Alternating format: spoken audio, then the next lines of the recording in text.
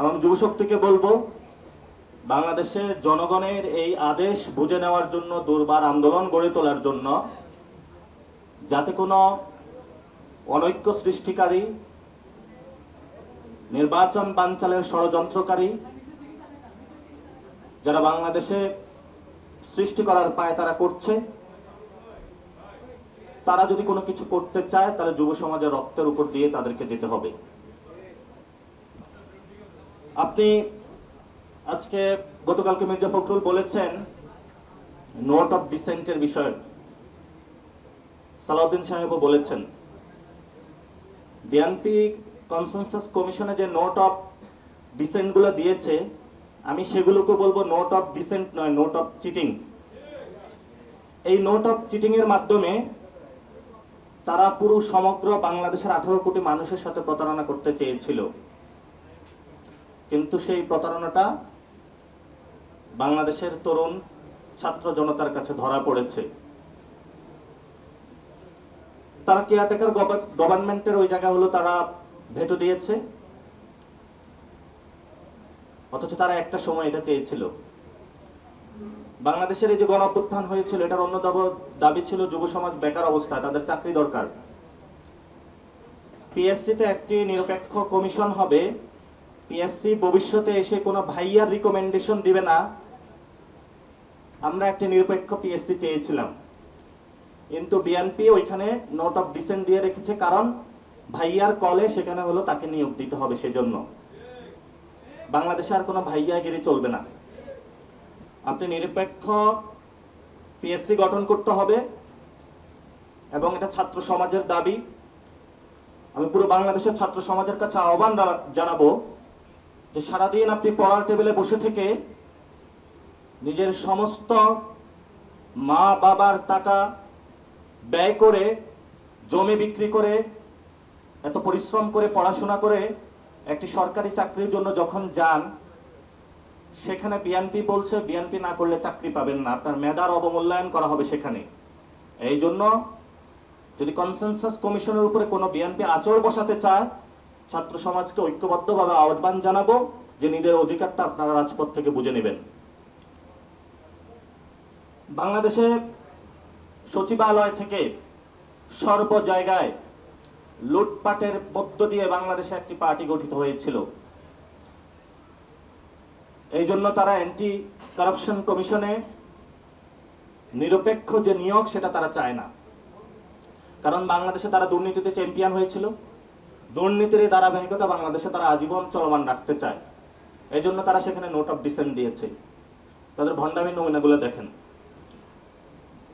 আপার হাউসে হলো ভাইয়াকে জবাবদিহিতা করা হবে যে ভাইয়া আপনি যেটা করতেছেন এটা তো সংবিধান অনুযায়ী যাচ্ছে না। এই জন্য যাতে রেসপন্সিবিলিটি নিয়ে আসা যায়, অ্যাকাউন্টেবিলিটি নিয়ে আসা যায়, সেই জন্য আপার হাউসের কথা উঠেছে, কিন্তু বিএনপি সেটাতে নোট অফ ডিসেন্ট দিয়েছে। আমি কারো ব্যক্তিগত জায়গায় অ্যাটাক করতে চাই না, কিন্তু জনতার রক্তের উপর দিয়ে যে কনসেনসাস কমিশন সুপারিশমালা দিয়েছে, সেগুলোর উপরে আপনারা কোনো আঁচড় বসাতে আসবেন না, কারণ এটা জনগণের হক। জনগণের হক, এই সরকারের দায়িত্ব জনগণকে বুঝিয়ে দিতে হবে। নতুন কথা তারা নিয়ে এসেছে, জুলাই সনদের আইনি ভিত্তি দেওয়ার এখতিয়ার হলো, এখতিয়ার নাকি ডক্টর ইউনূসের নাই। তাহলে তারা নাকি গণঅভ্যুত্থানকে অস্বীকার করতেছে। 90-এ ত্রিদলীয় জোটের একটি রূপরেখা হয়েছিল, বিএনপি সেটা থেকে সরে গিয়েছিল। 25 সালে এসে তারা আর এটা পারবে না, কারণ বাংলাদেশের বড় একটা অংশ রয়েছে এখন তরুণ সমাজ। আমরা বলি যে জুলাই সনদের আইনি ভিত্তি দেওয়ার একমাত্র এখতিয়ার হলো ডক্টর ইউনূসের। ডক্টর ইউনূস বাংলাদেশের সামনে অতি সত্বর শহীদ মিনারে গিয়ে জনগণের সামনে উপস্থিত হয়ে জুলাই সনদের আইনি ভিত্তির আদেশ জারি করতে হবে। যদি সেক্ষেত্রে কোনো ব্যত্যয় হয় তাহলে সেটা আমরা কিভাবে করব সেটা আমরা বাংলাদেশের জনগণকে আবার রাজপথে দেখিয়ে দেব ইনশাআল্লাহ। আমরা যথেষ্ট উৎকণ্ঠা এবং উদ্বেগের মধ্যে রয়েছি। সরকারের কাছে আমাদের আবেদন থাকবে যে আপনাদের কাছে নীতিমালা এসেছে, আপনারা দ্রুত আদেশ জারি করুন। আমাদের এই উৎকণ্ঠা, বিএনপি যে অনৈক্য সৃষ্টি করতে চাচ্ছে, এটা থেকে বাংলাদেশকে মুক্তি দিন।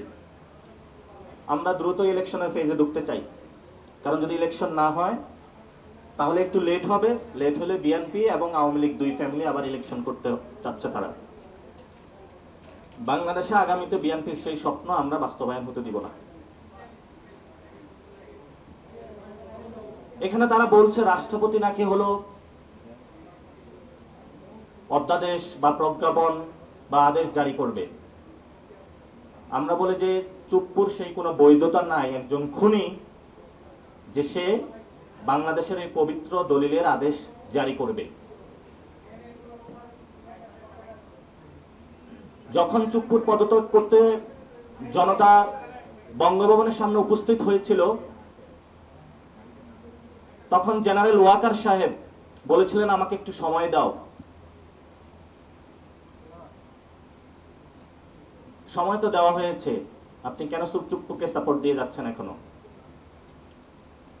এজন্য আমরা বলবো চুপ্পু প্রশ্নে জনগণ এবং আর্মিকে কেউ যাতে মুখোমুখি দাঁড় না করায়। যদি চুপ্পুকে দিয়ে আদেশ দেওয়ার বাংলাদেশে কোনো চেষ্টা চালানো হয়, তাহলে জনতা বঙ্গভবনে চলে যাবে। আগে গণভবনে গিয়েছিল, নতুন করে যদি এই ধরনের কোনো প্রচেষ্টা চালানো হয় তাহলে জনতা আবার বঙ্গভবনে যাবে ইনশাআল্লাহ। জাতীয় পার্টি সম্পর্কে বিএনপির অবস্থান স্পষ্ট করতে হবে। এই কুসুম কুসুম প্রেম আপনারা আওয়ামী লীগের সাথে দিয়েছিলেন, এখন জাতীয় পার্টির সাথে দিচ্ছেন। জাতীয় পার্টি সম্পর্কে বিএনপির অবস্থান স্পষ্ট করতে হবে জাতির সামনে। জাতীয় পার্টি সম্পর্কে তাদের অবস্থান কি?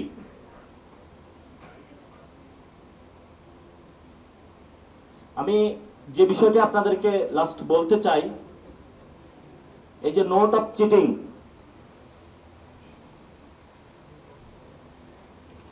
এই যে নোট অফ চিটিং, এই নোট অফ চিটিং বাংলাদেশের মানুষ কখনো মেনে নেয়নি, ভবিষ্যতেও নেবে না। এবং এই নোট অফ চিটিং এর মধ্য দিয়ে বাংলাদেশে বিএনপি যে ধরনের অস্থিতিশীলতা সৃষ্টি করতে চাচ্ছে, আমরা তাদেরকে আহ্বান জানাবো যে আপনারা এইসব কার্যক্রম থেকে সরে আসুন, নতুনভাবে বাংলাদেশের মধ্যে রাজনীতি করুন।